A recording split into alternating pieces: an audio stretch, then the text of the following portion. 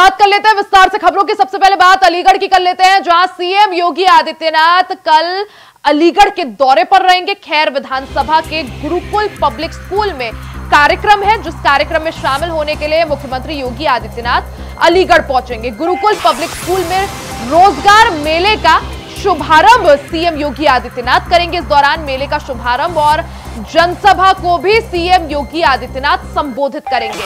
CM परियोजनाओं का भी लोकार्पण और शिलान्यास करेंगे। सीएम योगी आदित्यनाथ कल सुबह 11 बजे कार्यक्रम में शामिल होंगे।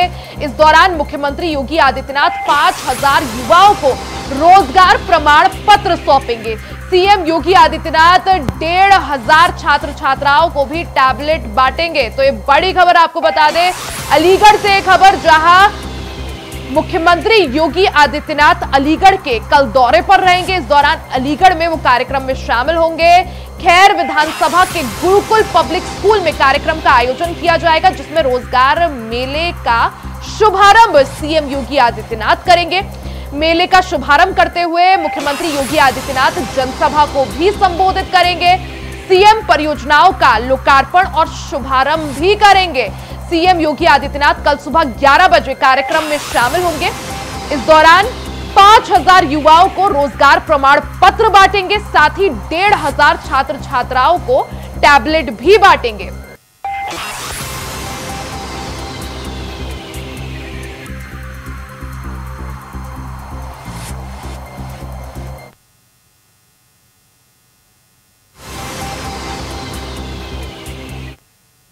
वाराणसी से बड़ी खबर, जहां कांग्रेस प्रदेश अध्यक्ष अजय राय का विवादित बयान सामने आया है। इस दौरान अजय राय ने कहा कि नशे में रहती है कंगना रनौत, किसानों को गाली देती है कंगना रनौत। बीजेपी से कंगना को निष्कासित करने की मांग भी इस दौरान अजय राय ने की। बांग्लादेश की तरफ राफेल घुमाना चाहिए, ऐसा अजय राय ने कहा है। तो ये बड़ी खबर आपको बता दें, जिस तरह से कंगना रनौत ने किसानों को लेकर बयान दिया था, उसके बाद से ही सियासत तेज हो गई है। हालांकि भारतीय जनता पार्टी ने कहा था कि किसानों को लेकर कंगना के दिए बयान से बीजेपी का कोई ताल्लुक नहीं है, वो उनकी व्यक्तिगत राय होगी। इसी दौरान इस को लेकर अब कांग्रेस ने भी बीजेपी पर निशाना साधना शुरू कर दिया है। कांग्रेस के प्रदेश अध्यक्ष अजय राय ने विवादित बयान दिया। इस दौरान अजय राय ने कहा कि नशे में रहती है कंगना रनौत और किसानों को गाली देती है। बीजेपी से कंगना रनौत को निष्कासित करने की भी मांग उन्होंने की और बांग्लादेश की तरफ राफेल घुमाना चाहिए, ऐसा अजय राय ने कहा। और पूरे बनारस के अंदर आपने पूरी यात्रा निकाली और सब भाजपा आरएसएस के लोग थे उसमें, और अराजकता आपने फैलाई उस दिन पूरी यात्रा निकाल के। मैं पूछना चाहता हूं यहाँ के सांसद और देश के प्रधानमंत्री जी से कि ये बताइए कि बांग्लादेश की प्रधानमंत्री शेख हसीना जी कहाँ हैं, इसका भी जवाब दे दीजिए। हिंदुस्तान की जनता को, बनारस की जनता को जहां दोहरा चरित्र आप दिखा रहे हो, एक तरफ हिंदुत्व को बचाने की बात करते हो, हिंदुत्व की रक्षा करने की बात करते हो। कल योगी ने कहा, मैं जी कहना चाहूंगा कि शेख हसीना कहाँ है, इसको भी तो बताइए हिंदुस्तान की जनता से। बनारस की जनता जानना चाहती है। जो इतना बड़ा आपने पूरे भाजपा आरएसएस के मिल के यात्रा निकाली, ये काशी की जनता, देश की जनता को बताइए कि बांग्लादेश की प्रधानमंत्री को कहाँ आपने छिपा रखा है। ये भी हम सब लोग जानना चाहते हैं। क्यों? क्योंकि दोहरा चरित्र है। आप बड़ी बड़ी बात बोलते हो, राफेल आप लाओ, चाइना पाकिस्तान को डरवाने के लिए राफेल आ गई, अब सब घबरा गए। तो बांग्लादेश की तरफ ही घुमाइए राफेल का मुंह चेहरा। क्यों रोक रखा है? केवल हिंदुत्व हिंदुत्व हिंदुत्व कह के पोलराइजेशन की बात करते हो, आप रक्षा करने की बात नहीं करते हो। दोहरा चरित्र, ये दोहरा चरित्र पूरे देश में हिंदू भी जान गया, मुसलमान भी जान गया, और पिछड़ा भी जान गया, अनुसूचित भी जान गया। ये दोहरा चरित्र बंद करिए। और जो आज देश की महंगाई, बेरोजगारी, जो भ्रष्टाचार, जो आज देश के ऊपर सबसे बड़ी चीज आ चुकी है, और जो माँ गंगा के लिए आए थे और माँ गंगा पर काम करने वाली संस्था को ही बंद कर दिया, ये भी बीएचयू में वीसी कौन है? गुजरात से आया हुआ आदमी है, गुजरात का आया हुआ वीसी है, और लगातार बीएचयू के ऊपर हमले हो रहे हैं। बीएचयू की संस्थाओं को, फैकल्टीज को बंद करते जा रहे हैं ये लोग। मेडिकल पूरी तरीके से बैठ गया। बरसात हो रही है ना, पूरे बनारस में पानी लग जा रहा है। जो हम बचपन में देखते थे उससे ज्यादा पानी अब लग रहा है। ये क्वेटो, अभी एक वीडियो आया बीएचयू के पास का, वहां का एक व्यक्ति वो नाले में उसके पूरे सीवर में घुस रहा है और उसका वीडियो वायरल हुआ। आप सोच सकते हैं कि ये नया जो काशी आपने बनाया, नया क्वेटो बनाया, उसका क्या हाल हो रखा है। काशी की जनता के सामने असलियत लाइए। मैं तो कहूंगा मोदी जी से कि अपने 10 साल जो अपने यहाँ सांसद रहे हैं, इसका श्वेत पत्र काशी की जनता के सामने जारी करिए। काशी की जनता को बताइए कि कहां पर और कितने आपने बनारस में काम किए, किसके लिए काम किया, और आप कितने बनारस के अंदर विकास करके बनारस को अच्छा बना दिया। पूरी ज्यादा जानकारी के लिए सीधा रुख कर लेते हैं संवाददाता मोहम्मद आसिफ का। मोहम्मद आसिफ, जिस तरह से कंगना रनौत का बयान सामने आया, उसके बाद अब अजय राय का पलटवार भी सामने आया है। कंगना को घेर रहे हैं, दूसरी तरफ भारतीय जनता पार्टी पर जमकर निशाने भी साध रहे हैं। जी बिल्कुल यार, जिस तरह से कंगना रनौत ने एक बयान दिया कि अगर देश में मजबूत सरकार न होती तो कहीं न कहीं बांग्लादेश जैसे हालात पैदा हो जाते।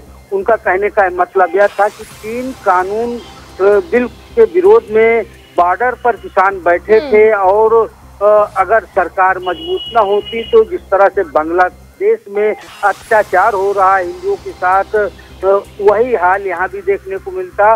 इस पर कांग्रेस पूरी तरह से बिफर गई है, और आज जिस तरह से कांग्रेस प्रदेश अध्यक्ष अजय राय ने एक बड़ा हमला बोला कंगना रनौत के बहाने बीजेपी पर भी बड़े प्रहार किए। कहा अजय राय ने यहाँ तक भी कह दिया कि कंगना रनौत नशे में रहती हैं और उन्हें जो है किसानों का अपमान करने में कहीं न कहीं अच्छा लगता है। और साथ ही साथ अजय राय ने यह भी कहने की कोशिश की कि जिस तरह से कंगना रनौत ने बांग्लादेश में अत्याचार को लेकर यह बयान दिया है, उनके पास क्या ऐसा कोई स्पेशल कैमरा है जिसे वह देख लेती हैं। फिलहाल अब कंगना रनौत के बयान को लेकर कांग्रेस पूरी तरह से गुस्से में है। फिलहाल बीजेपी ने जो है इसे निजी बयान कहकर जिस तरह से पल्ला झाड़ा है, उस पर भी अजय राय ने बड़ा हमला बोला है। और इसके पहले राहुल गांधी ने भी कंगना रनौत का बिना नाम लिए जो है बड़ा प्रहार किया था और कार्रवाई की मांग की थी।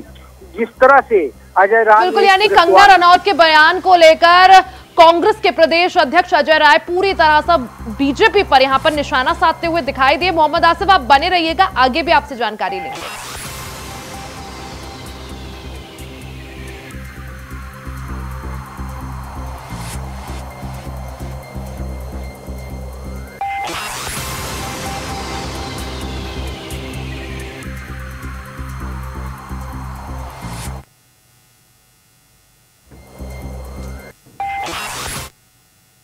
वही अब बात फर्रुखाबाद की कर लेते हैं। फर्रुखाबाद से सनसनीखेज मामला सामने आया है, जहां पेड़ से 2 दलित लड़कियों की लाश लटकी मिली। हत्या या आत्महत्या, ये गुत्थी अभी तक सुलझी नहीं है। हत्या या आत्महत्या पर अब सियासत भी शुरू हो गई है। अखिलेश यादव ने इस मामले को लेकर ट्वीट किया है। तो फर्रुखाबाद से पूरा मामला, जहां पेड़ से 2 लड़कियों की लाश लटकी मिली।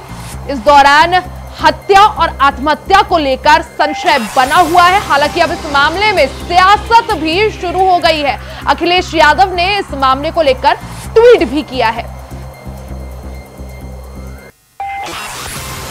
फर्रुखाबाद से पूरा मामला, जहां 2 दलित लड़कियों की पेड़ से लटकी हुई लाश मिली। इस दौरान हत्या और आत्महत्या को लेकर पुलिस गुत्थी सुलझा रही है। इस पर अब अखिलेश यादव ने ट्वीट कर सियासत भी गरमा दी है। ज्यादा जानकारी के लिए सीधा रुख कर लेते हैं मोहम्मद आसिफ का। मोहम्मद आसिफ, क्या कुछ ये पूरा मामला है फर्रुखाबाद से, जहां 2 दलित लड़कियों की पेड़ से लाश लटकी हुई मिली? जी बिल्कुल, यह पूरा मामला फर्रुखाबाद जिले का है, जहां पर दो बहनें जो दलित है वहाँ जन्माष्टमी का मेला देखने गई थी और देर रात तक नहीं लौटे और सुबह उनकी दोनों की लाश पेड़ से लटकती पाई गई और जिस तरह से एक ही दुपट्टे में दोनों बहनों की लाश लिपटी पाई गई, इससे कहीं न कहीं जो है एक सनसनी फैल गई, क्योंकि एक साथ दो बहनों की लाश बरामद होने के बाद स्थानीय पुलिस भी पूरी तरह से सतर्क हो गई और कहीं न कहीं यह सनसनीखेज वारदात अब यूपी की सियासत में हड़कंप भी मचा रही है और दलित होने के चलते कहीं न कहीं अब सियासी पार्टियां भी इस पर अपनी राजनीतिक रोटियां सेकने में बिल्कुल, क्योंकि इस पूरे मसले को लेकर अखिलेश यादव ने भी ट्वीट किया। आपसे जानना चाहेंगे क्या कुछ ट्वीट अखिलेश यादव ने किया?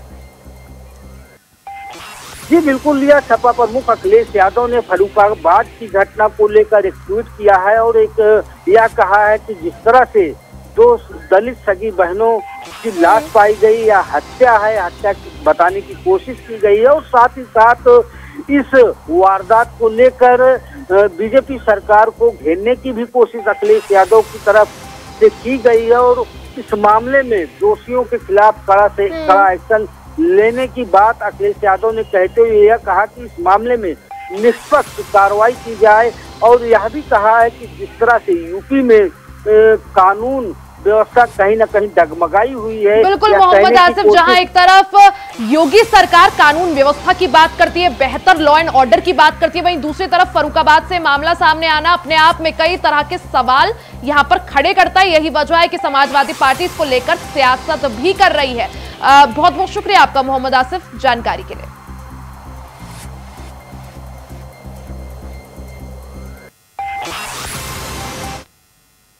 वहीं मैनपुरी पहुंचे डिप्टी सीएम ब्रजेश पाठक करहल कस्बे में इस दौरान पहुंचे हैं, तो ये बड़ी खबर आपको बता दें। डिप्टी सीएम ब्रजेश पाठक मैनपुरी पहुंचे हैं, करहल कस्बे में डिप्टी सीएम ब्रजेश पाठक पहुंचे हैं। इस दौरान रोजगार मेले का फीता काटकर उन्होंने शुभारंभ किया। डिप्टी सीएम के साथ कई कैबिनेट मंत्री भी इस दौरान मौजूद रहे। तो आज करहल में डिप्टी सीएम ब्रजेश पाठक ने रोजगार मेले का शुभारंभ किया। इस दौरान कई युवाओं को नियुक्ति पत्र भी बांटे गए। डिप्टी सीएम ब्रजेश पाठक के साथ ही कई कैबिनेट मंत्री भी इस कार्यक्रम में मौजूद रहे।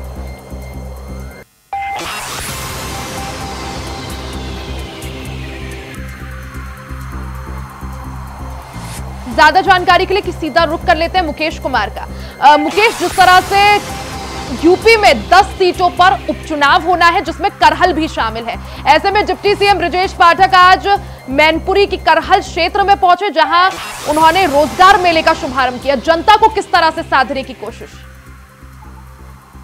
रिया खंडवाल जी, आपको बता दें कि लगातार जो उपचुनाव होना है मैनपुरी करहल विधानसभा पर, उसकर भारतीय जनता पार्टी बहुत ही हॉट सीट समझकर उसको ले रही है, जिसके चलते ही आज वृद्ध रोजगार मेले का आयोजन किया गया जिसमें 42 कंपनियों ने प्रतिभाग किया, जिसका शुभारंभ करने पहुंचे डिप्टी सीएम ब्रजेश पाठक ने फीता काटकर उद्घाटन किया, जिसमें डिप्टी सीएम सहित कई कैबिनेट मंत्री ठाकुर जयवीर सिंह और पूर्व आबकारी मंत्री रामनेत संगनोत्री सहित भारतीय जनता पार्टी के कई वरिष्ठ नेता, प्रदेश कार्यकारिणी के कई सदस्य भी कार्यक्रम में शिरकत करने के लिए पहुंचे हैं। तो वहीं मीडिया कर्मियों से बात करते हुए डिप्टी सीएम ब्रजेश पाठक ने साफ तौर से कहा है कि 2017 के कार्यकाल को अभी तक लोग भूले नहीं हैं। उस समय एक गाड़ी से 10 बंदूकधारी उतरा करते थे, मगर ऐसा अब बिल्कुल भी नहीं होगा। जब करहल के युवाओं को रोजगार मिलेगा, नई किरण, नई ताकत मिलेगी, तो भारतीय जनता पार्टी निश्चित रूप से उपचुनाव में यहाँ जीत दर्ज कराएगी। 10 सीटों पर जो चुनाव होना है उसमें लेकर लगातार डिप्टी सीएम यह दूसरी बार यहाँ पहुंचे हैं और करहल के लोगों को रिझाने का काम कर रहे हैं। लगातार उनके लिए योजनाएं खोल रही हैं।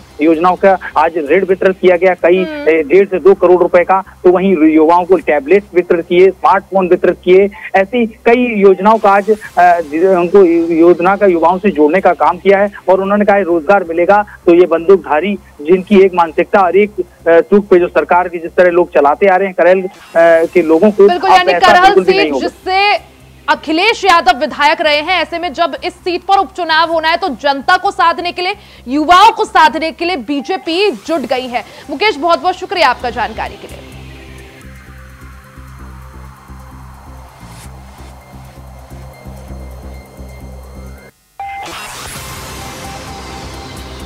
डिप्टी सीएम ब्रजेश पाठक करहल पहुंचे। जिस तरह से यूपी में 10 विधानसभा सीटों पर उपचुनाव होना है, इसको देखते हुए बीजेपी ने कमर कस ली है।